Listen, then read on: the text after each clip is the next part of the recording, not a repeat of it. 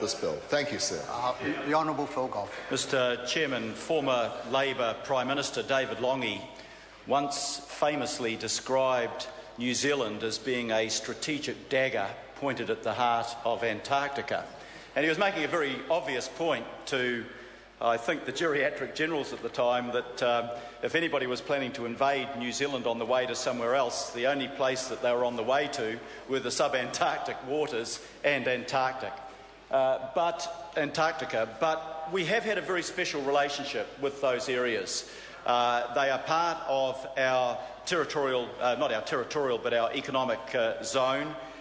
We have particular responsibilities for the subantarctic islands. We have responsibility for the fisheries that are there, and we have special responsibilities for Antarctica.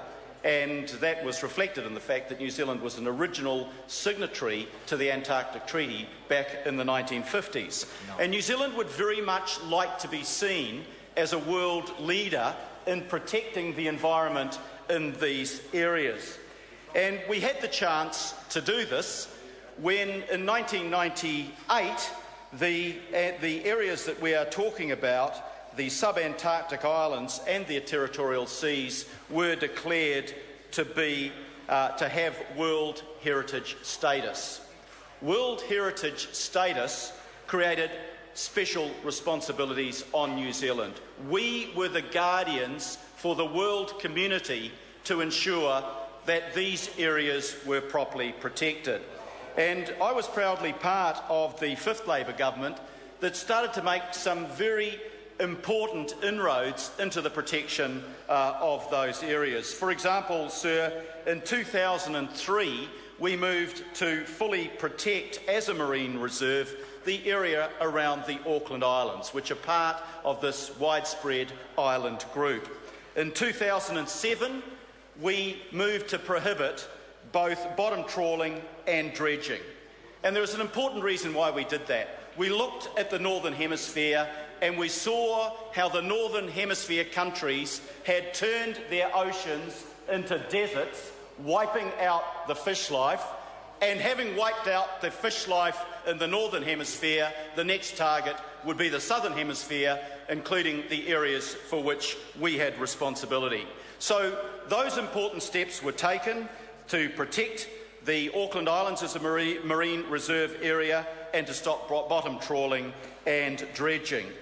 Then, sir, in 2006, the government brought together the Department of Conservation and the Ministry of Fisheries and said, we need a marine protected areas policy, which was the foundation for this legislation that we're looking at tonight, a marine protected areas policy. And to develop that policy, in 2008 we set up the Subantarctic Marine Protection Planning Forum. And that was to bring in expert opinion, public opinion, to go through a thorough consultation process to determine how we could protect the islands and the seas around them. And the islands themselves, sir, weren't so much a problem because they are protected under the 1977 Reserves Act. So we could protect the pristine and beautiful and bleak nature of those islands, but we needed further legislation to deal with the marine areas around them. The islands that we are talking about, sir, are very special places. The Antipodes Islands, which in Maori, if I've got my pronunciation right, and Moana Maki will correct me if I haven't, Moteri Mahue. What does that mean, sir? It means an abandoned island.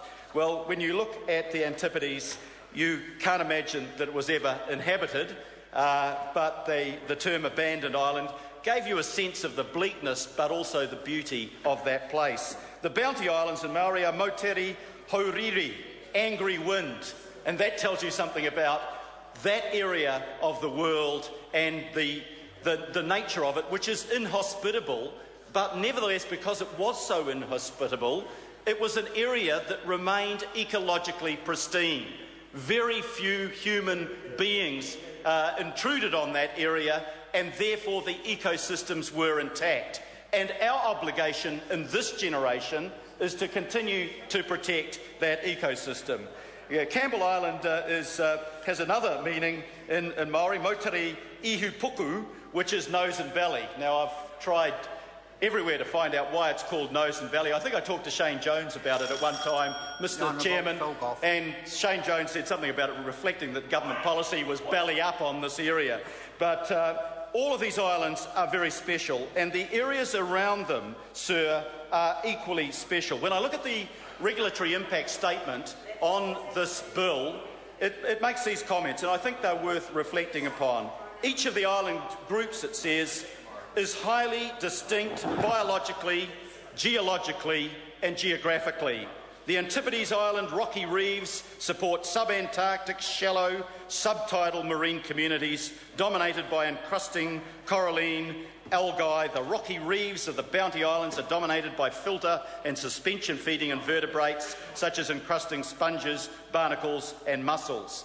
It says this: each island group also supports its own suite of threatened or endemic species living or breeding only on or around these remote islands.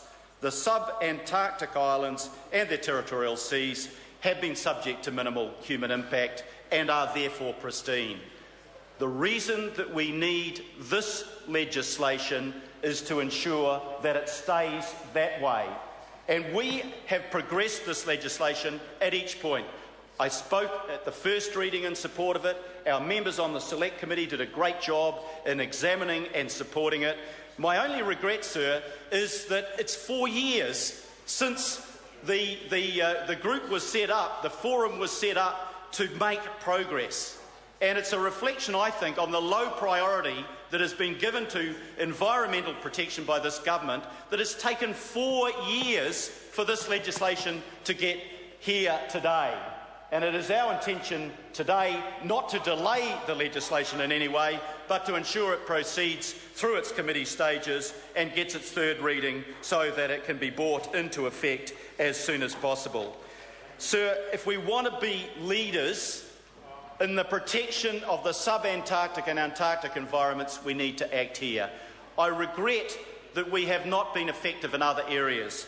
We seemed to have totally stuffed up, if I can use that term, the Ross Sea Marine Protected Area that is before the Camilla Group for trying to protect the fisheries in the Ross Sea.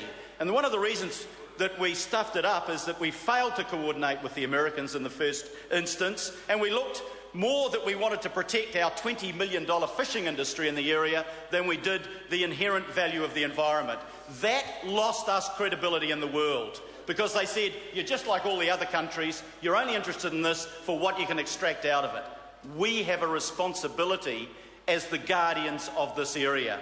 And I have to agree with my colleague Ruth Dyson in her comments about the Maui and the Hector dolphins, the most endangered species in the world. And at the Conservation Society meeting in Korea in 2012, we were one of 2 countries, only 2 countries, that opposed the protection of these dolphins. In our own area, 55 Maui dolphins left, and the National Party opposed it.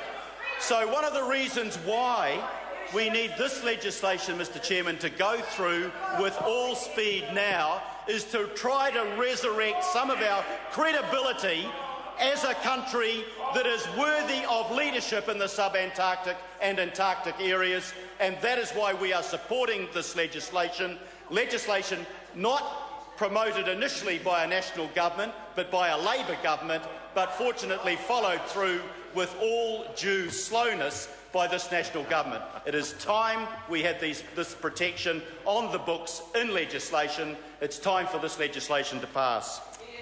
Call Eugenie Sage. Thank you, Mr. Chair. Yes, it is certainly time for this legislation to pass.